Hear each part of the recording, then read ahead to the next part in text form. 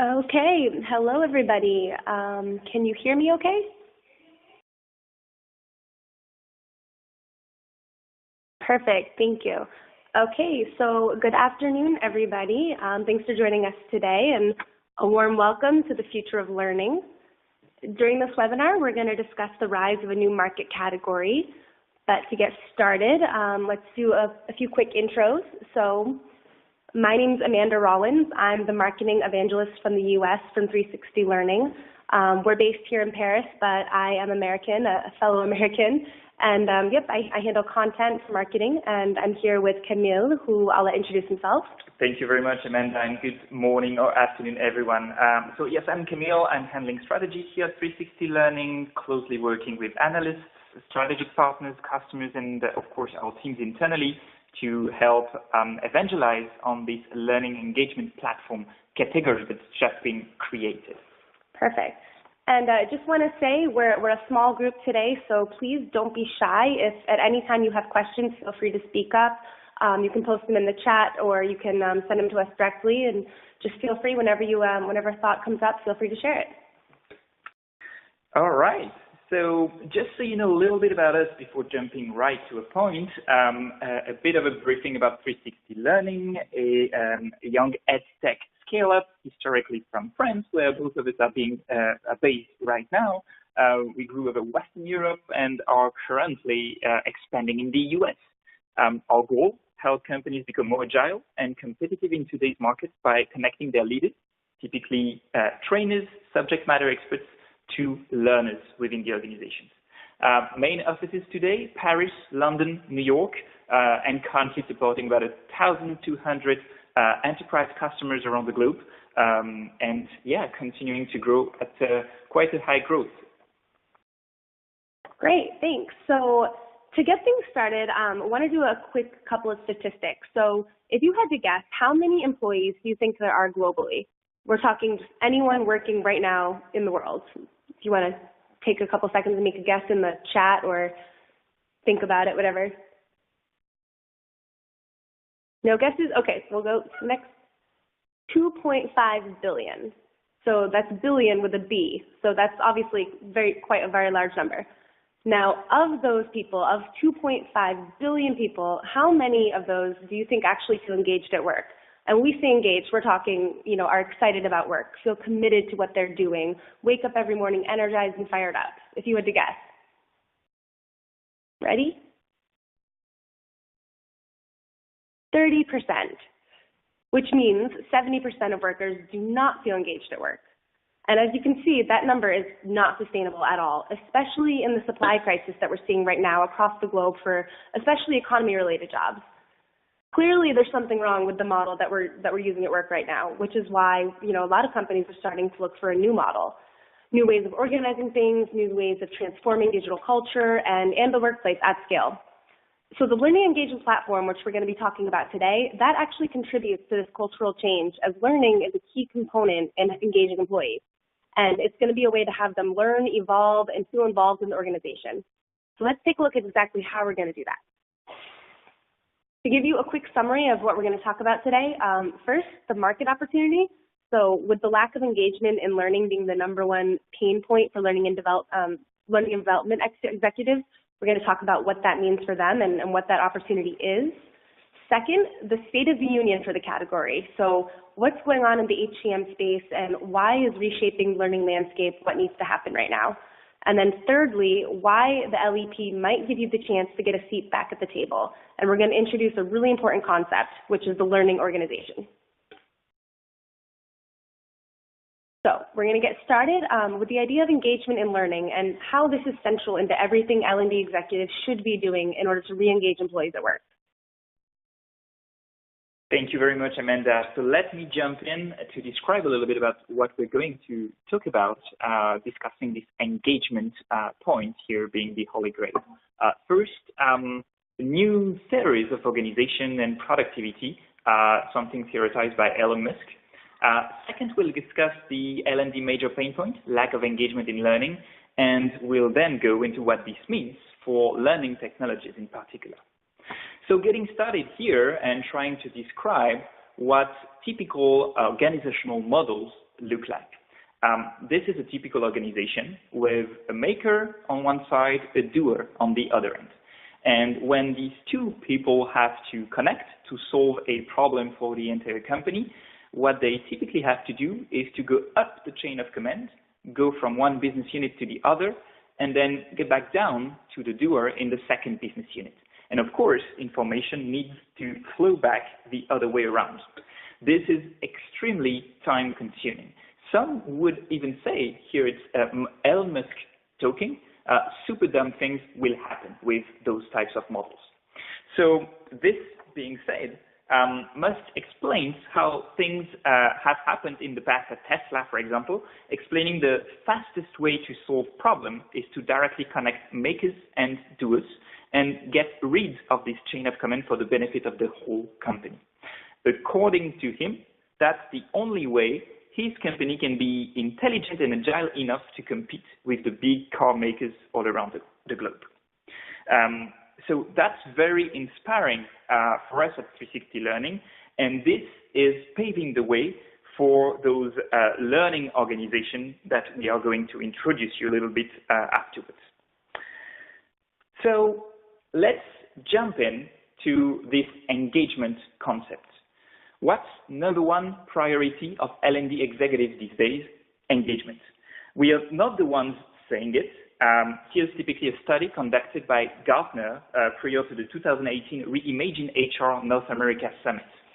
And what's here highlighted is that employee engagement is clearly the number one priority for L&D professionals, as the cost of disengaged employees is just humongous, leading to high turnover, to a loss of market shares in a world where everyone is typically battling for talents. But the question is, what does this mean for learning departments at the end of the day? How can they successfully contribute to employee engagement? And here's what's currently happening. When you ask L&D leaders, 63% of them, says Josh Person, tell you that they fail at getting workers to engage with corporate awareness and learning technologies. And the consequence of this, very interesting, is to see that 92% of executives currently don't see the business impact of L&D initiatives. This needs to change because the consequence is that L&D executives have, unfortunately today, too little influence when they should be really central. Hard for them to have a visible business impact, hard for them to get a seat at the table, leading to recurring frustrations. By the way, same for learners, because they are not engaged in any of the L&D's initiatives. So it's definitely time for a change. Actually. So after understanding that, you could ask yourself, why is it so hard to engage learners within the learning technologies? Have you ever tried to Google e-learning module? E-learning module. If you go on Google and you just type in e-learning module, this is what you're going to get, what you see on the screen. It's static content, top-down approach, lack of interaction. I mean, is this the type of engagement that you want to offer learners in 2018? And the issue isn't just the outdated design or the experience. What it really comes down to is the lack of engagement that everyone recognizes, placing learners in a situation of passive learning, leading to insufficient learning results. This has been acknowledged by the vast majority of vendors since 2010. So it's probably something that you've seen and you've been familiar with in the market. Many vendors coming up with a solution, and they all wanted to do something by adding social. All of these platforms started adding a social capability. Historical players, large talent suites with learning blocks, next generation LMSs, all of them added some sort of social functionality, like being able to post in a news feed or join a community or maybe an ask an expert function. But the problem was none of them added social in the right place, which is in the actual courses. So you would have these platforms where on the one hand there's your courses and then outside there's a home page where you can interact. But that doesn't really bring the interaction where it's really needed right in the course. Human interactions outside the learning experience are a good asset, and they can be helpful and make things more exciting, but they're not generating engagement ultimately, which has not led to any business benefits. The key is to engage in human interactions in the actual courses. And what we've described, the need to engage, to connect, to interact, to optimize at scale, this is the reason for the introduction of the Learning Engagement Platform. So thanks for this intro, Amanda. Let's then jump in the state of the union that we wanted to share with you. Let's talk about this new category of software that is just out there and how they are reshaping the learning landscape. So here's what we're going to discuss here. Let's first focus on what this specific market looks like, try and give them a definition of what we think LEPs are and what they are not, and then zoom on one of the key components of the learning engagement platforms to generate engagement, those human interactions in courses. So starting with the market, here's what it looks like. We're trying to be very generic here so that you have the broad picture with data compiled from various analyst sources. But to the point, really looking at the HCM suite, Human Capital Management suite, this is quite an extensive market. We are talking about 12 billion globally. But learning technologies are smaller, and especially if you look at this recently created category, the LEP, still very small, estimated at 200 million across the globe at the end of 2017. What's very impressive, though, is the market traction and the growth rate for this category. There must be something behind it to generate those 200 to 250% growth rate. So to properly understand the dynamics of the market, we're starting with human capital management space. What HCM suites are? They are about attracting, engaging, retaining, and managing workforces, typically all the core components of the employee journey. Some of the key representatives, some of you may be working with Oracle, SAP, Workday, and each time learning suites being included, most of the time we should say, in those suites in the talent management components of these suites. So the point, though, according to Gartner, is that by 2020, enterprises will need to source 20 to 30% of their HCM requirements via point solutions, simply because corporates are more and more demanding, because feature gaps are accelerating, and 30% of these needs will have to be sourced externally. And this is typically the case for learning. Amanda, maybe you want to describe a little bit the atmosphere in those learning technologies that we see today? Yeah, exactly. So since, as you said, 30% are going to need to be outsourced, this leaves a lot of room for new players to come into the space. This is going to include things like cloud HCM suites, AI-driven assessments, video recruiting, and then, of course, what's going to be relevant for us today is the learning engagement platform. So the LMS is moving towards more administrative tasks and compliance, focusing more on HR admins rather than learning and development ecosystems. And that's why learning tech needs a new angle. Learning needs to get closer to employees and trainers and business experts, and whereas the LMS is going to be more focused on tasks and compliance.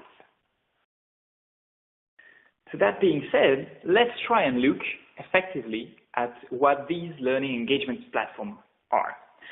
This is our definition at 360 Learning. Some may have others. We're happy to confront those definitions, but here's at least a simple one. The first digital learning platforms designed to empower experts and engage learners at scale. So what does this mean? First, a clear value proposition for the learning engagement platform, delivering engagement. And this way, changing traditional ways of training, providing brand new experience to learners to engage them. An experience where typically learners are put and set in an active learning mode instead of a passing learning mode. So really changing the top-down approach to a more participative and collaborative approach around learning.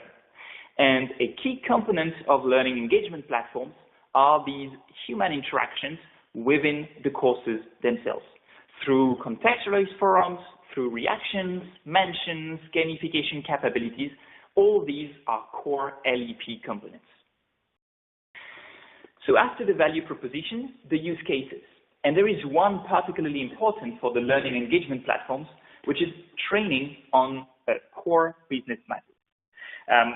Typically, learning engagement platforms are paving the way for greater productivity within the organization because they are business-centric. When you have trainers and experts within the company create courses that are company specific, this is typically where you have high impact for each of the business units on the business of the entire organization.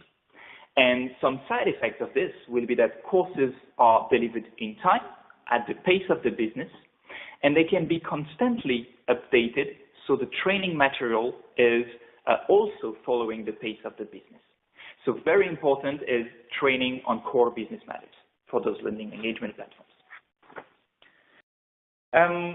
Next one, new power users, trainers and experts. We think they should be the core persona of the learning engagement platforms. L&D departments, we've mentioned it with Amanda at the very beginning of the presentation, they should be very central in all learning related activities.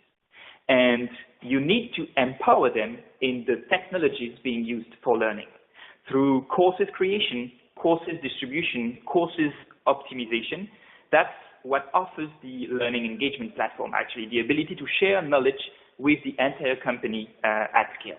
And this, by the way, is the first step that favor the rise of the learning organization. Getting into a bit more details, the functional parameters of those learning engagement platforms, we see four major building blocks here. First of all, authoring capabilities, cloud-based authoring so that experts and training managers can create courses by themselves as easily, as intuitively as possible. And it's about distribution capabilities in an engaging manner so that learners feel actually engaged throughout the process. It's then about tracking and, of course, analytics capability, how to rely on data and AI to typically influence, optimize, and do continuous improvement on the courses.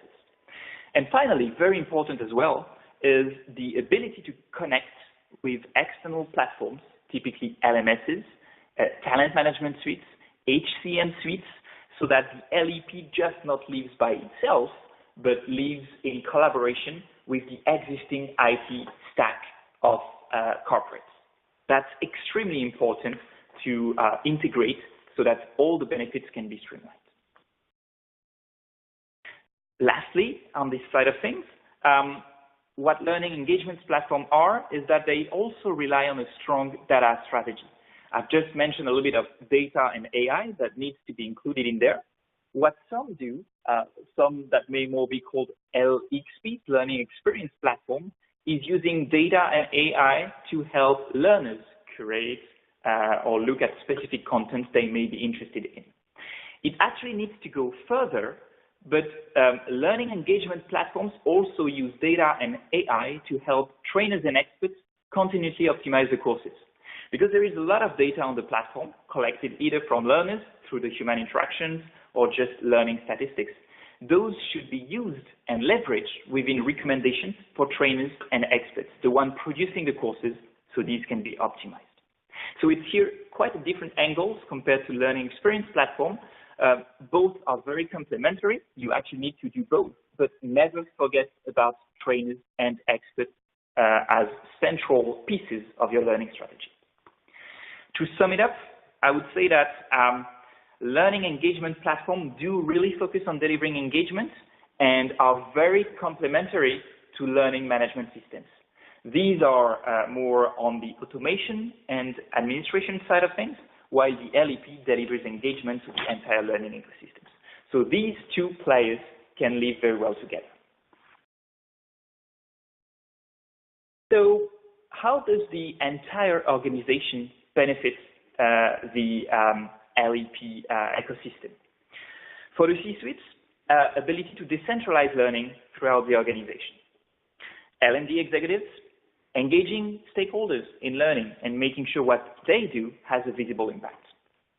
IT departments, we've discussed this when talking about integrations. All these choices that they make are consistent with previous IT investments in talent management. Trainers and experts, for sure, we give them a stage with the learning engagement platform so that they can be recognized as active leaders within the company. And learners, on the other end, effective learning, active learning that leads to true career advancements. And finally, business unit managers do see real business benefits with reduced time to train and courses delivered at the pace of the business. So that's really the definition that we wanted to share with you about the learning engagement platform under different ways.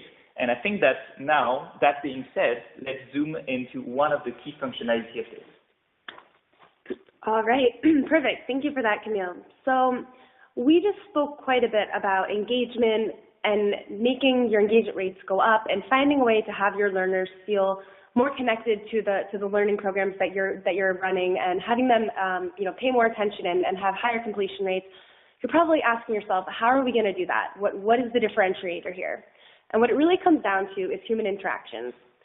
So when you think about some of the most popular applications on your phone, ones that you use every day, probably Facebook, Instagram, maybe Waze, the average time spent on Facebook every day by a U.S. adult in 2018 is 45 minutes. Average time spent on Snapchat every day by a U.S. adult, 28 minutes. Do you see any common pattern between these apps? The commonality is human interactions. And these are going to be at the foundation of all hypergrowth tech companies. They're a necessary condition for engagement and success. And it's for reasons like that that you see all the newest, most innovative companies using human interactions and smart functionalities like this at the core of their organizational model.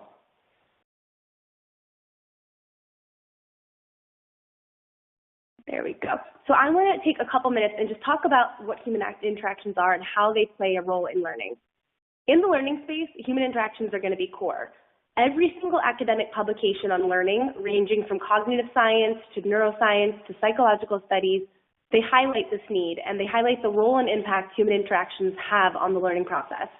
And these types of publications usually make it to the top of the most prestigious scientific publications. And in our research to try and prove why human interactions are key to learning, we've examined several very famous studies to take a look at why. So I'm going to go through 3 of them really quickly. And so the first one here, this is a study that was conducted by a team of psychologists who wanted to understand whether active learning plays a role in the learning process. So if you've ever taken a class or had a training that was really engaging and it didn't feel like work, like the discussion was easy, maybe the trainer was asking really interesting questions and you were interested, but it didn't feel like you were trying, it just came natural for you, that isn't a coincidence. That's an example of active learning, which is a process where the student is involved in actively constructing his own understanding of the subject, which means he's literally teaching himself as he goes. And it's usually through group interactions and applied thinking. So in this study, researchers from University of Washington, they wanted to take a look and understand how much of a difference active learning makes. And what they did is they examined classrooms where there was either a professor doing traditional lecturing, which is a very passive learning, you sit there and you get talked to, or an active learning setting where students are involved and they might be talking throughout the entire class. What they found were revolutionary. There was 2 main findings. First, that active learning leads to increases in exam performance that would raise the average grade for a student by half a letter, which means it can take your grade from a B- to a B+. But the second one, and the most interesting one, was that students taught by lecturing or passive learning are 55% more likely to fail than students in a class with active learning. And that's pretty incredible because we always knew, you always hear that active learning is better, sure, but I don't think anyone ever stopped to consider that passive learning can actually be damaging to a student's success. So that was quite a revolutionary finding. And what they proved was that passive learning is really going to increase the chances of failing, which means that active learning, without a doubt, is going to be the number 1 focus for learning going forward. Perfect. And on the next one, this is kind of a different study. It's more on the cognitive science. So this one is going to focus on mirror neurons, and it highlights how some parts of our brain are used to react and retain information only when placed in a situation of interaction with another human being. From their very first day on Earth, babies learn by interacting with other people. If you've ever been around a baby, or if you've been on the train, for example, and you see a little baby and you wave at it, it doesn't take very long for the baby to wave back at you. This is a perfect example of this replication. So, if you want to, next one. This study, they wanted to examine this concept. So in this particular study, a neurophysiologist and his team conducted a series of experiments specifically around studying the neurons that control motor movements. and this was done in monkeys. And the goal was simply to just see what kind of neurons fire when certain movements are conducted. In each experiment, a monkey had electrodes in his brain, which would then allow them to track the activity, and he would perform an action with his hand or his mouth, like maybe reaching for a piece of food or something like that, and then the team would record the corresponding neuron activity, right? Simple enough. But what was surprising is that the same neurons that fired when the monkey was performing an activity would also fire off when the monkey was observing someone else performing the same activity. So what that means is, and that led to the whole discovery of the mirror neuron system. And what this means is that mirror neurons are what enable humans to spread knowledge so quickly and so effortlessly. At its core, this discovery provides never before realized understanding into how we learn and we grow. And the mirror neuron system is what gives meaning to the new role of human interaction, because it really points out that for humans to learn in their most basic environment, at their very core of their brain functionality, it involves human interaction. And the third study I want to talk about, this is called the Granny Cloud study. So I'm not sure if you're familiar, if you've heard of Sugata Mitra, but he's a world-renowned educational researcher. He's been really paving the way for the education world for the past 15 years or so. And this study is one of the most famous that has come out of the last 5 years or so. What differentiates Mitra is his belief that it's through human interaction that students can learn technology effortlessly. There's parts of the world where teachers are scarce and they're not so available, and a lot of people think that that means that it's going to cause problems with the children, they're not going to be able to learn, but he begged to differ. He believed that you don't necessarily need a teacher who's an expert on a subject in order for students to learn. So he created a couple of experiments to put this hypothesis to the test. In the first one, he brought a computer with internet access to several rural parts of the world where the children didn't speak any language, they didn't speak any English, and they had never experienced technology before. He brought the computer and he just left it. No instructions, anything. He just plugged it in and left it. When he returned, he found in every single location, within mere hours, the children had taught themselves how to record themselves singing, they were sending emails, they were playing games on the internet, all on their own accord, which is pretty incredible to say the least. But he wanted to test it a little bit further. So he called upon a group of students, and he wanted to see if it would be possible for them to teach themselves biochemistry, the inner workings of DNA, and very complex subjects. And he did the same thing. He left them with the information. This time he gave them a task. He said, try to learn this. It's very difficult. I don't know if you'll understand it. Good luck. Best of luck. He came back about 30 days later, and he gave them a test on the material. And the students, who normally would score 0, scored a 30%, which is an educational impossibility given the circumstances. Quite impressive. But he wanted to take it a step further, and he wanted to see if there was someone there to facilitate the conversation, someone to ask the right questions, like a community leader, someone to encourage them or to stimulate the conversation and promote this active learning, what sort of impact that would have. So what he did is he recruited grandmothers from the United Kingdom to volunteer and work with these students once a week. And that's why it's called the Granny Cloud. Once a week, these grandmothers would set up a webcam, and they had no subject knowledge on DNA or biochemistry. Their only job was to facilitate the conversation, ask questions, encourage them to keep going, give them the kind of boost that they need to facilitate the conversation. Same thing happened when he returned after this experiment. The student scores had increased from 30% to 68%, simply by learning with each other, discussing with each other, and teaching themselves with zero expert knowledge.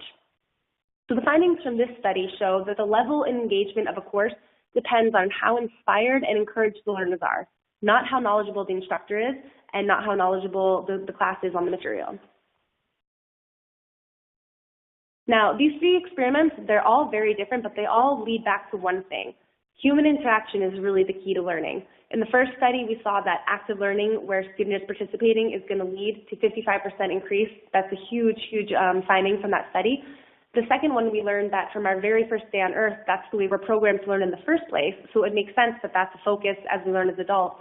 And then the third, we understand that the role of the trainer shouldn't necessarily be as a teacher or instructor, but maybe more of a community leader, just encouraging that learning that's going to happen with or without an instructor present. All right. Thanks very much, Amanda, for guiding us through these 3 studies on human interactions. I think you push the message that it's a key and core component to every single learning engagement platforms out there to be able to actively engage learners, but also trainers and experts through communities and so on. So thanks very much for this. Let's try this now and push it a step further, looking at how from there this may change L&D executives' lives from here. How is this creating new opportunities for you to get a seat at the table? How this will help all of us in a learning and development department be at the center of the game.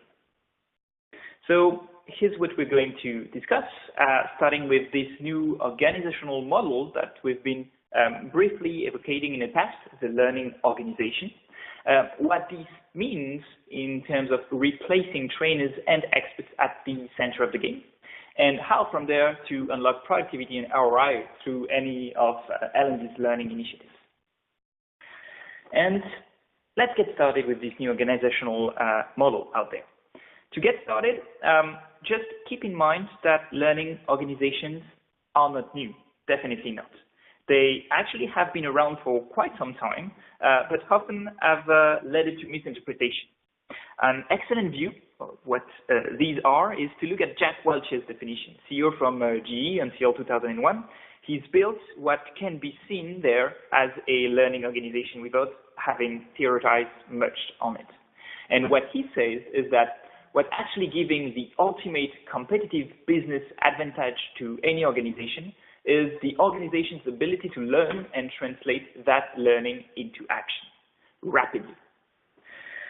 From there, there is clearly the fact here that these new models are very important because of the pace of the business.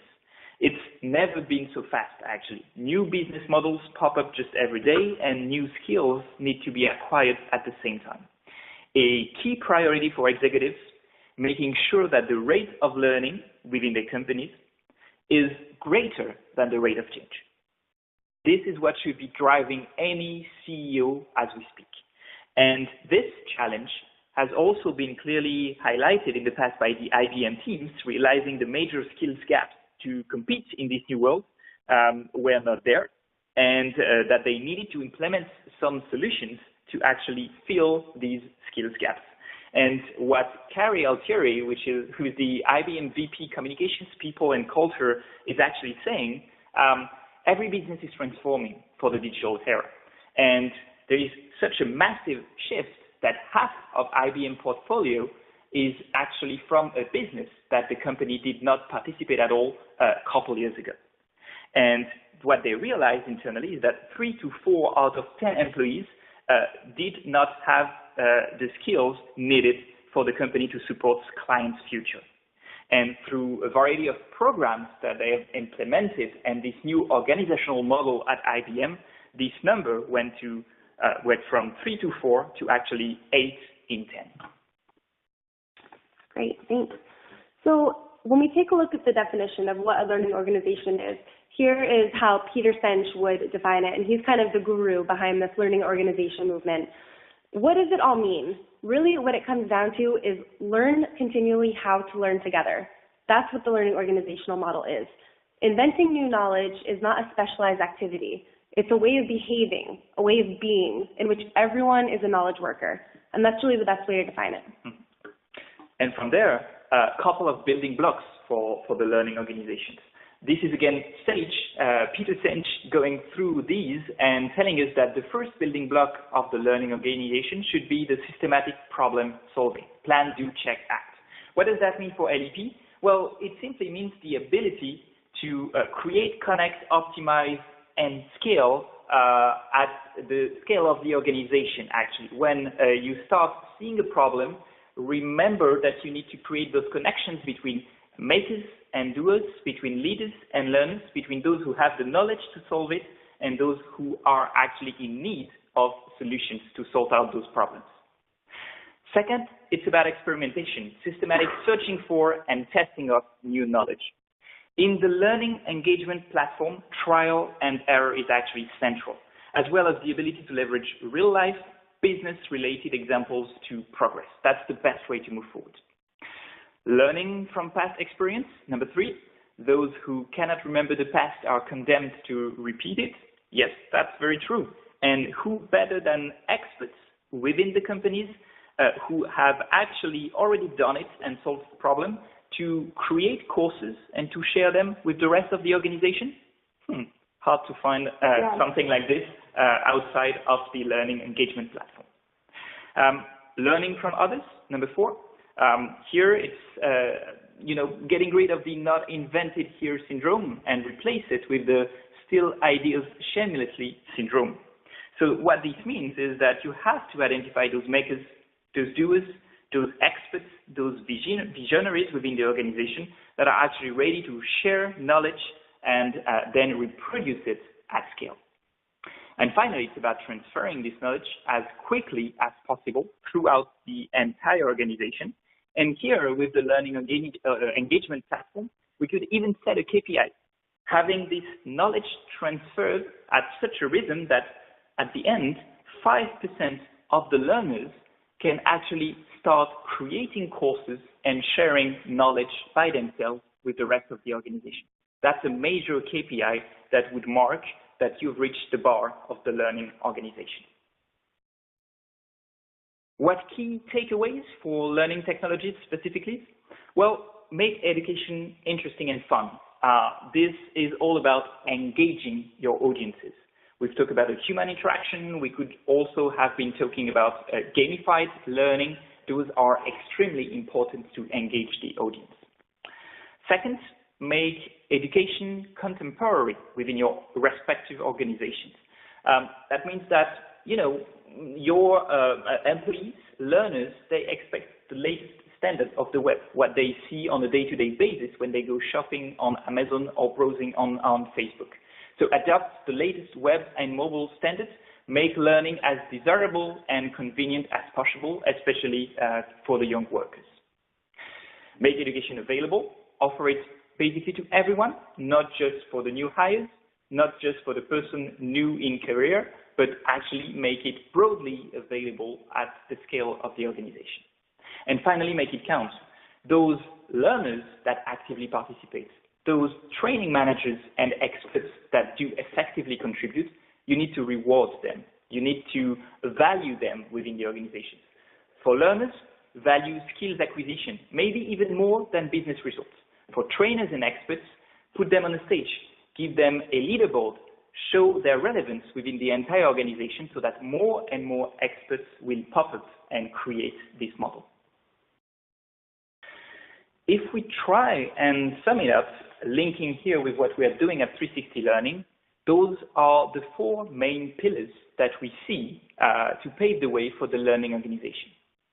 At the center of the game, learning and development and subject matter experts. We call them the leaders. And they have a journey on the platform, starting with create, making sure they can create quickly, easily, engaging courses from day one. Moving them to connect. Once those courses are created, you need to share them with the organization.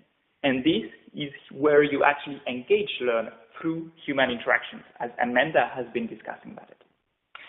It's then about optimizing those courses. It's never finished. You always need to train. You always need to update. So how can you leverage data? How can you leverage learners' feedback to actually send recommendations to experts, to L&D departments so that they optimize continuously courses for better completion, better engagement? And at the end of the day, scaling into a learning organization.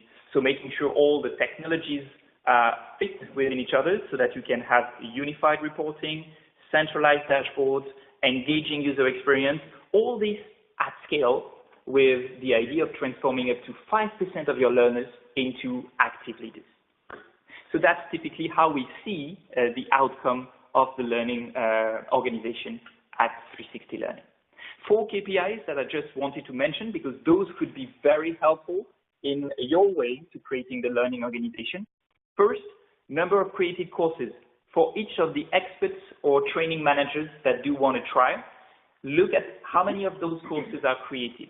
This will tell you how engaged they are in courses creation. Same for learners in the Connect section. Look at how many engaged users, How many of them have been interacting around content? How many of them have been enriching content and courses? Third, completion rates. If your courses are properly optimized, you need to have a look at completion rates. And you can't be satisfied with a 40 to 50% average completion rate as it is today on the market.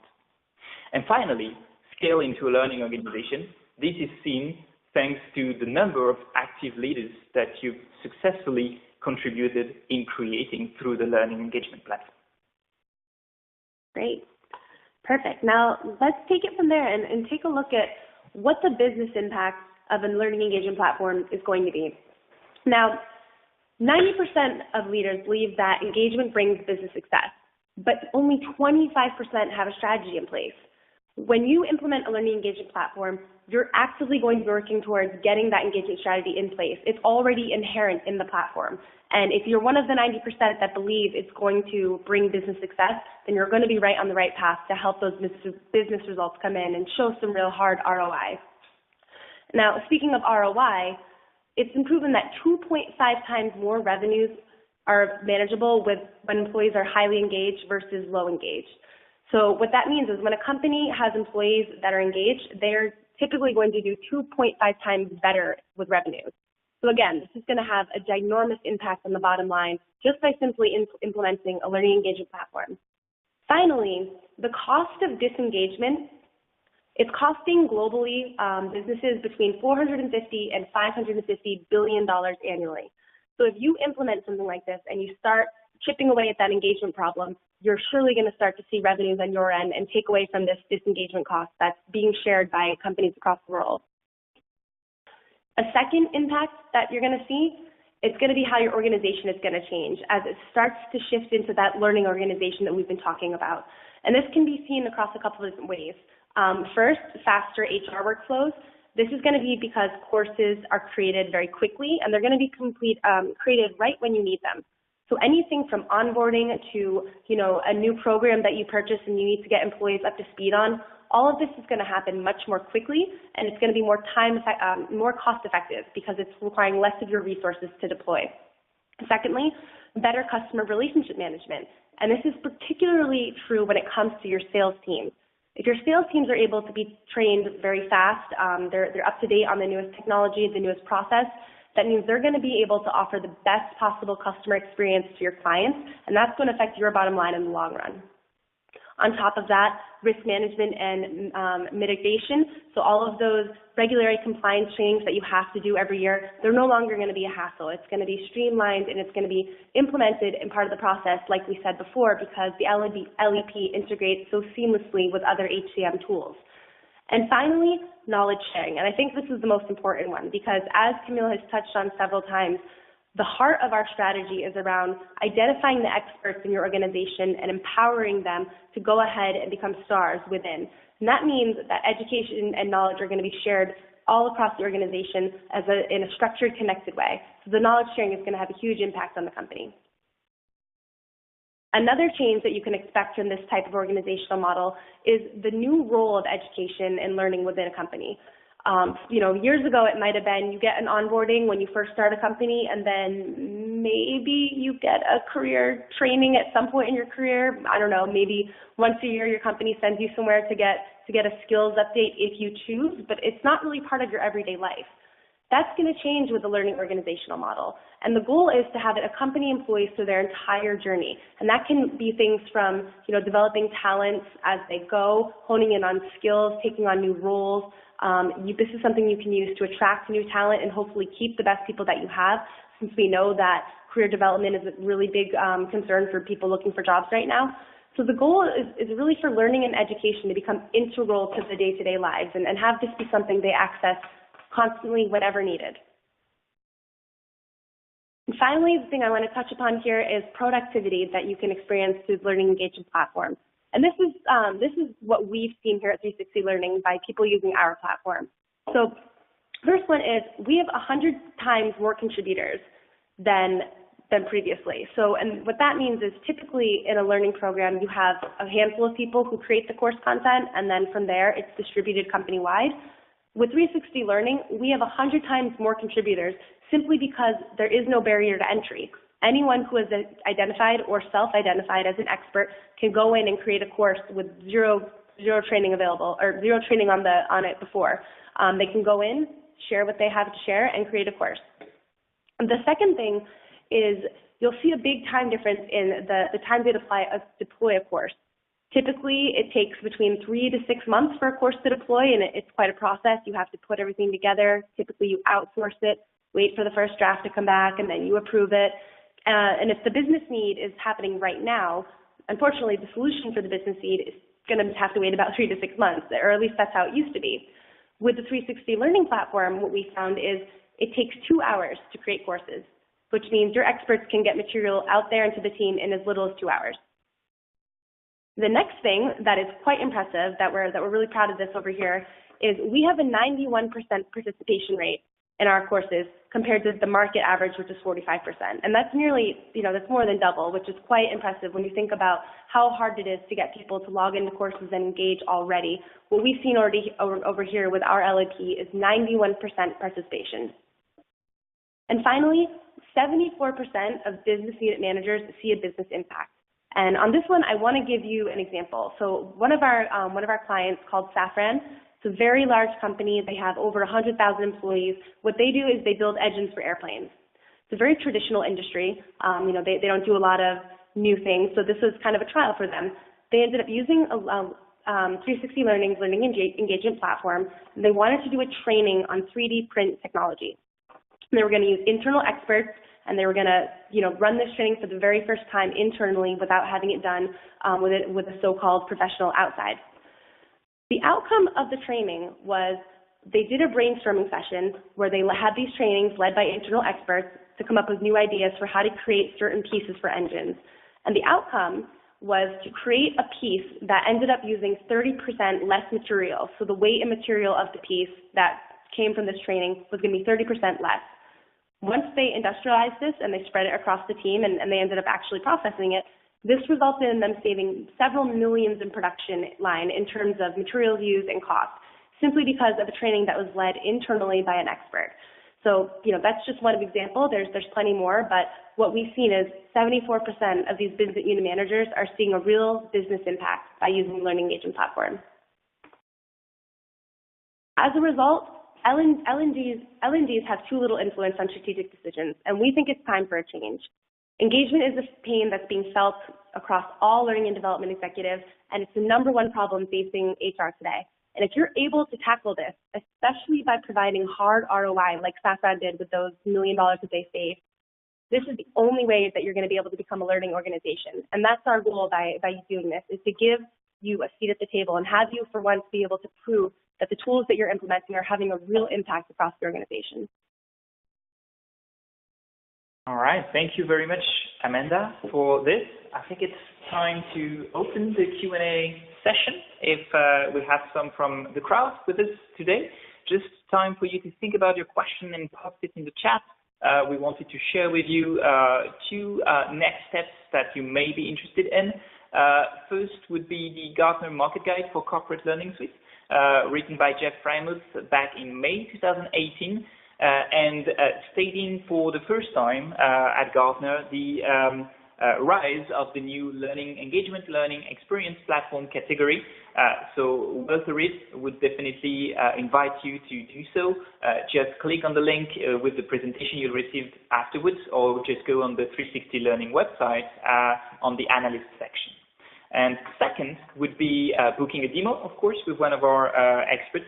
If you want to do a deep dive on the platform, what is it actually looking like, feel free to do so, and someone within the team here would be more than happy to review with you.